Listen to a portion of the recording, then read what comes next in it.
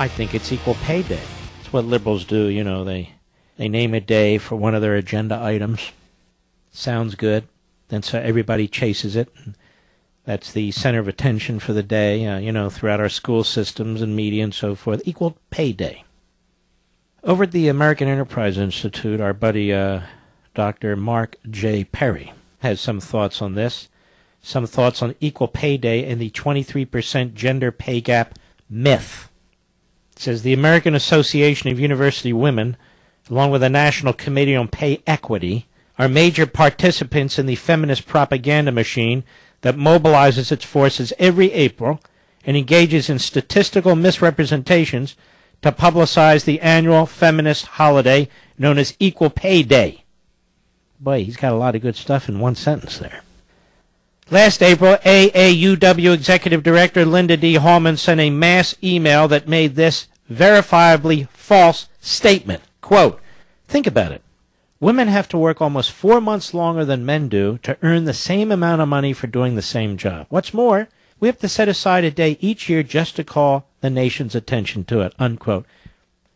You know what bothers me, ladies and gentlemen? Everybody feels they have to join some group as a victim or they have to gripe about something. They can't just live their lives. Dr. Perry writes, Hallman's statement is a statistical fairy tale because it's based on the false assumption that women get paid 23% less than men for doing exactly the same work in the exact same occupations and careers, working side by side with men on the same job for the same organization, working the same number of hours per week, traveling the same amount of time for work obligations, with the same exact work experience and education, with exactly the same level of productivity, etc. In other words, the AAUW, the NCPE, progressives, and gender activists falsely assume that employers all across America are using coupons like the one above, he has a picture of one, to get a 23% wage discount for every woman they hire, and it's that rampant, unjust, and blatant gender discrimination that is the culprit behind the gender pay gap. He says the reality is that you can only find a 23% gender pay gap by comparing raw, aggregate, unadjusted, full-time median salaries. That is, when you control for nothing that would help explain gender differences in salaries, like the following points. Number 1, hours worked. The average man working full-time worked almost 2 hours more per week in 2014 compared to the average woman working. Number 2, type of work. He said, as I reported a few days ago, men represent 92.3% of the workplace fatalities in 2014 because men far outnumber women in the most dangerous but higher-paying occupations like logging, mining, and roofing that have the greatest probability of job-related injury or death. In contrast, women more than men show a demonstrated preference for lower-risk occupations with greater workplace safety and comfort, and they are frequently willing to accept lower wages for the greater safety and reduced probability of work-related injury or death. These are facts. These are statistics. 3, marriage and motherhood.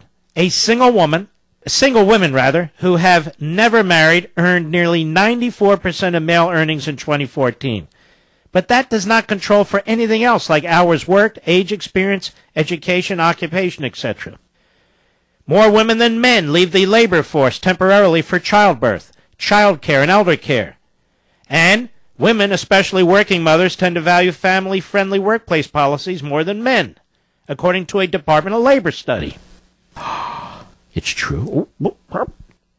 Most economic studies that control for all those variables conclude that gender discrimination accounts for only a very small fraction of gender pay differences. It may not even be a statistically significant factor at all. For example, as Andrew Biggs, he says, and I pointed out in a 2014 Wall Street Journal op-ed, in a comprehensive study that controlled for most of the relevant labor market variables simultaneously, such as that from economists June and Dave O'Neill for the American Enterprise Institute, nearly all of the 23% raw gender pay gap cited by the UUAW can be attributed to factors other than discrimination. Labor market discrimination is unlikely to account for more than 5%, but may not be present at all. On this Equal Pay Day, ladies and gentlemen, when groups like the AAUW and the NCPE point to a 23% unadjusted gender pay gap and demand that pay gap be completely closed, what they are really saying is that they want women to do the following: work longer hours on average like men do, work in riskier, less safe occupations like logging and commercial fishing like men do, where the chances of getting injured or killed are much higher, work in more physically demanding occupations like construction, roofing, logging, working on oil rigs, where they'd be working alongside men outside in 100-degree weather in summer and below zero weather in the winter, accept fewer jobs in family-friendly workplace environments, like teaching elementary school that coincide with their children's schedules, with summers off, etc., and accept more jobs in less family-friendly workplace environments, like being an over-the-road truck driver or being an oil field worker. And, of course, take less time off or no time off for childbirth and child care to minimize their time away from the labor force that might affect their earnings. Here's the bottom line, he says. Those who publicize Equal Pay Day and demand that the unadjusted 23% pay gap be reduced to zero are unknowingly really advocating that men and women play completely interchangeable roles in the labor market and identical roles in their family responsibilities. And that's an outcome I don't think most women or men really want.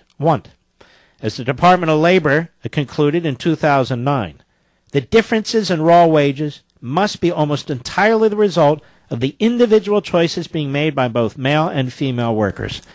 And they also concluded that the raw wage gap should not be used as the basis to justify coercive action. And yet it is, because the left has tentacles, and on those tentacles they seek to assert their power in every respect in a ubiquitous fashion. So they will lie. They will lie about the employment stats. They will lie about the so-called gender wage gap. They will lie about climate change. They will lie about all these things because their objective isn't truth-telling. Their objective is control. Centralized control. Social engineering. Exercising power over the individual. They demand uniformity. They demand conformity. They demand that you comply. They have created an official police state and a regulatory police state. Oh, yes. And that's what's going on with all these fake issues. That's like Bernie Sanders. The economy is rigged. Hillary Clinton today. Bernie Sanders is rigging the election in New York. Donald Trump. The election in Colorado is rigged. I've never seen so many pompous asses in my life. I really haven't. Just pathetic. Just do your job, run an effective campaign, and stop accusing everybody else of everything else. And keep your damn hands off the economy. That's the problem.